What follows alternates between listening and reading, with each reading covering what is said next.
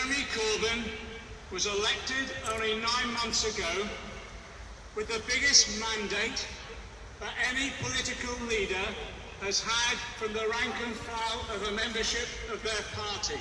The biggest.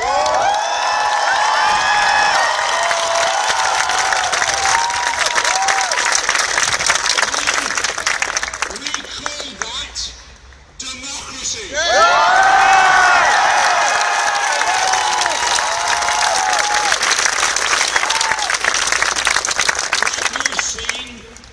In the last few days is a small number of MPs seeking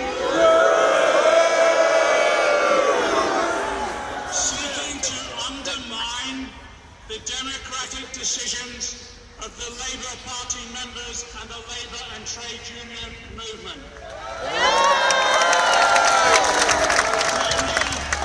Let me make it absolutely clear. Jeremy Corbyn is not resigning.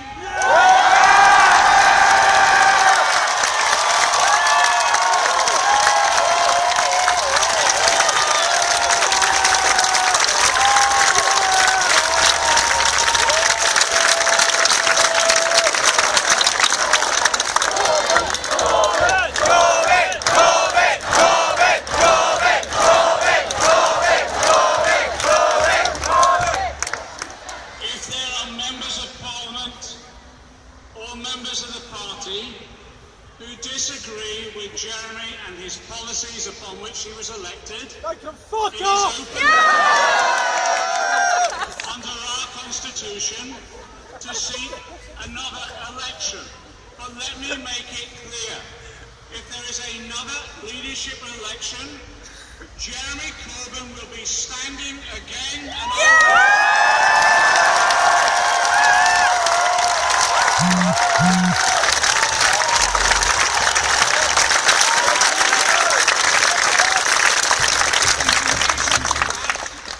The reason for that is that this is not about any individual. This is about democracy of the movement.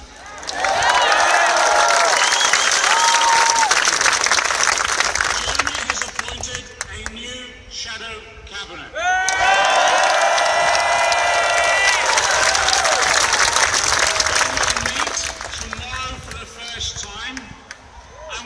Continue as an administration to oppose the Tories' austerity programme they're seeking.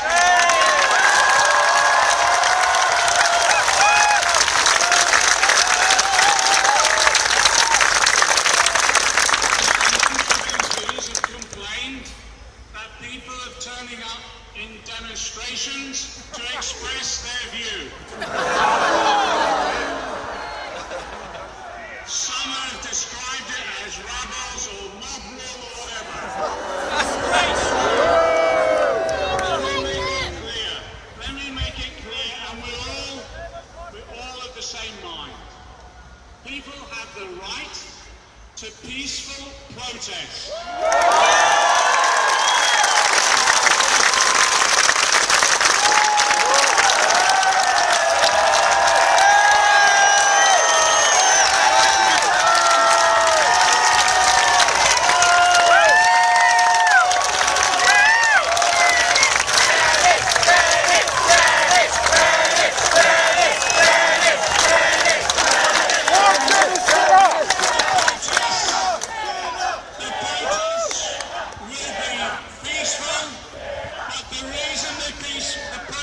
Taking place is because we will not allow the democracy of our movement to be subverted by a handful of MPs who refuse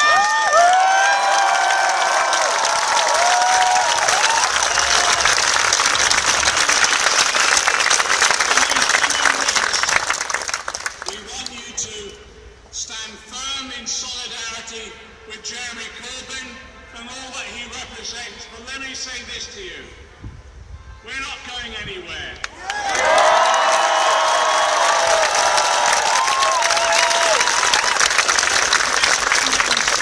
In solidarity together to ensure we maintain the democracy of our our movement and to ensure that Jeremy Corbyn remains as leader of the Labour Party.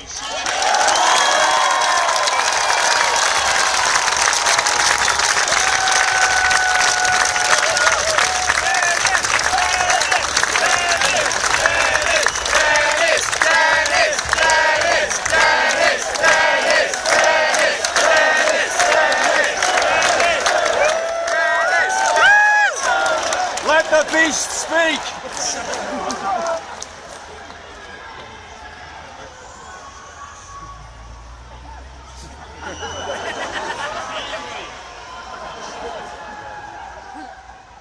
Anyway, I didn't know about this until 5 minutes ago. I've seen the greatest crowd since the miners won.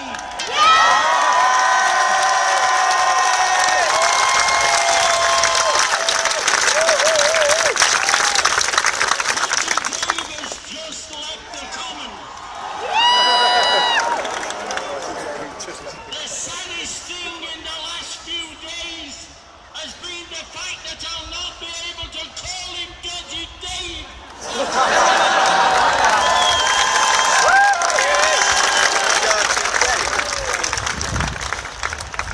I'll not be able to tell him that people that live in pigsties shouldn't throw stones.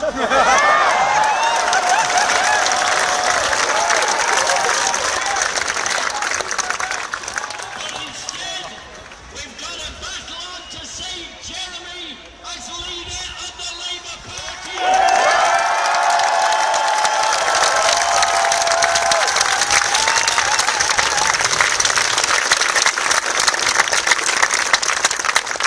So by the time that we get to October, Dodgy Dave will have gone.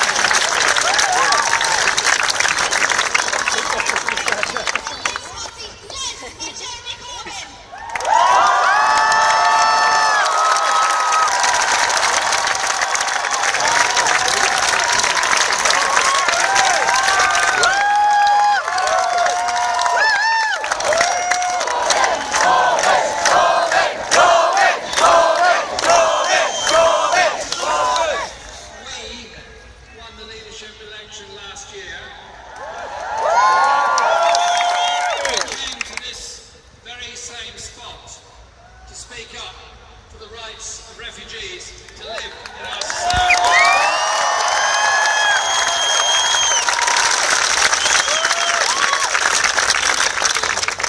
Horrible disfigurements of our society is racism, is intolerance, the violence that's often associated with it, and sadly, this has increased over the last few days. Can we all agree we are going to unite together as one people, one society, one community to oppose racism?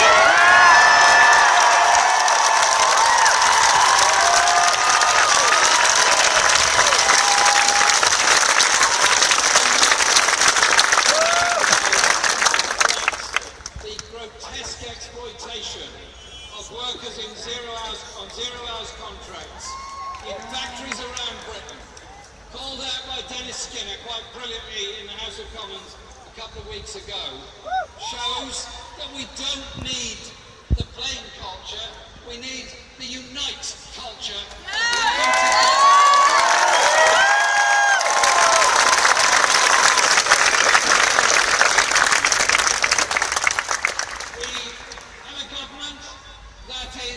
Destroying council housing and public sector housing within our society, that is failing and refusing to regulate the private rented sector, that is allowing children to be brought up in insecure, overcrowded, damp, expensive accommodation. We have a government that is giving tax breaks and tax relief to the super rich within our society. That is systematically privatising at least half of our National Health Service. Overlay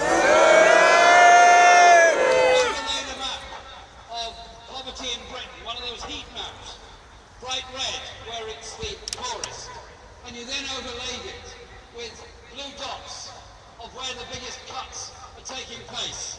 They would be exactly the same. That is the reality of this government.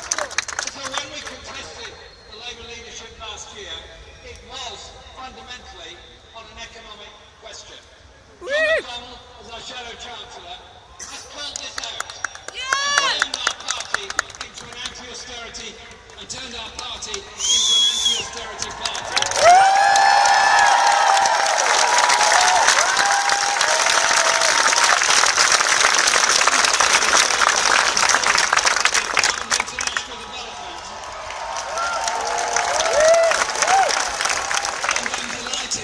She is now the Shadow Secretary of State for Health.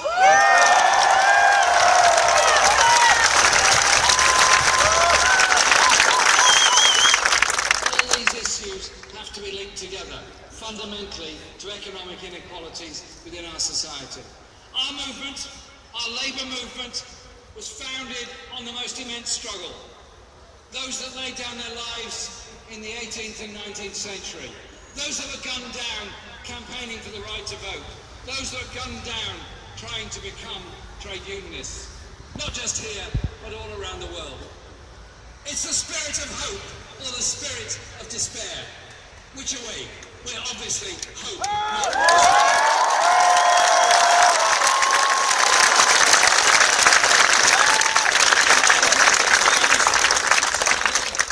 Against racism, those that struggle for rights, to be lesbian, to be gay, be whatever you want to be. Those who struggle to achieve those things. Those who struggle to gain the right for women to vote. All of those things were gained by struggle. And I would want nothing more than our history teaching in schools to so improve that our children understand the rights they have, the rights they enjoy.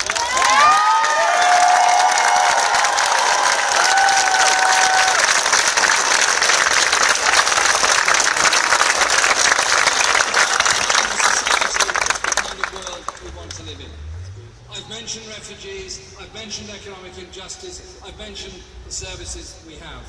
But we also have to think about our natural world and our environment. In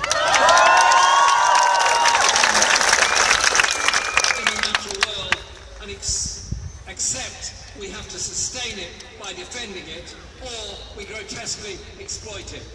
This is why I was so pleased when John, on the first budget statement that he did, asked for and did an environmental audit of the effect of that budget. So I want to see a government in Britain that does house people, that does protect and defend our environment, that does protect and extend our health service, that also reaches out with attitudes in society.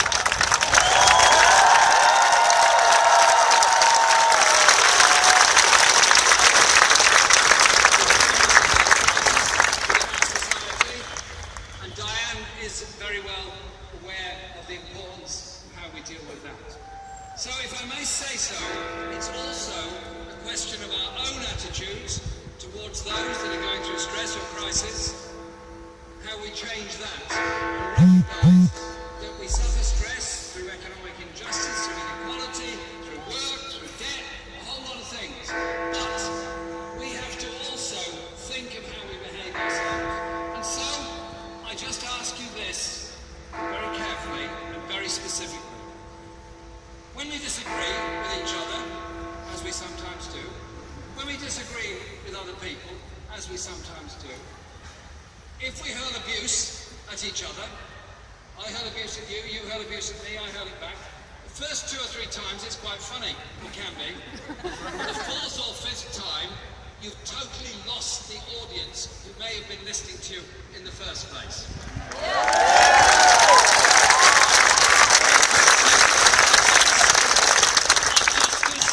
Of equality, of human rights, of peace around the world, but we also pursue the politics of respect of how we treat each other.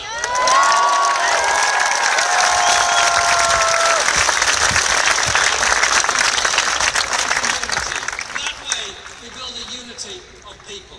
I do not want to live in a country where there are people sleeping on the streets while the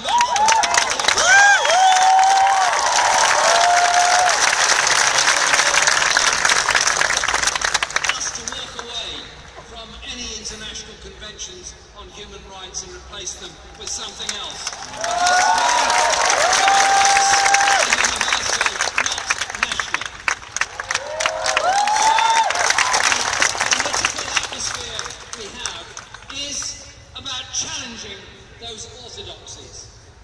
But it's also about challenging an economic orthodoxy that has been on the rampant march for 30 years or more. In the United States, when Thatcher took over in Britain, the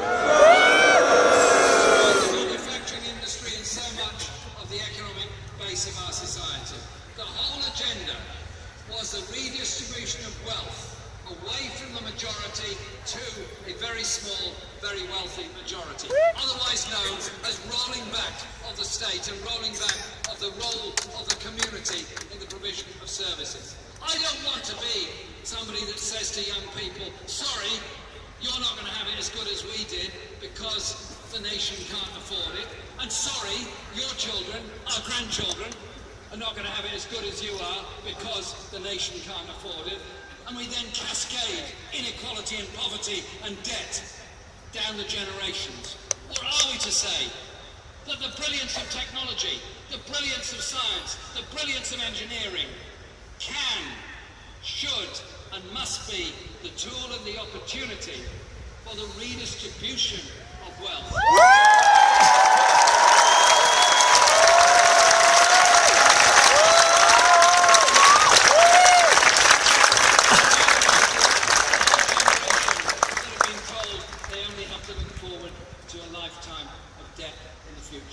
That's why the movement we now have in Britain, the movement for social justice and the movement for equality, is so strong. Why it reaches out so broadly.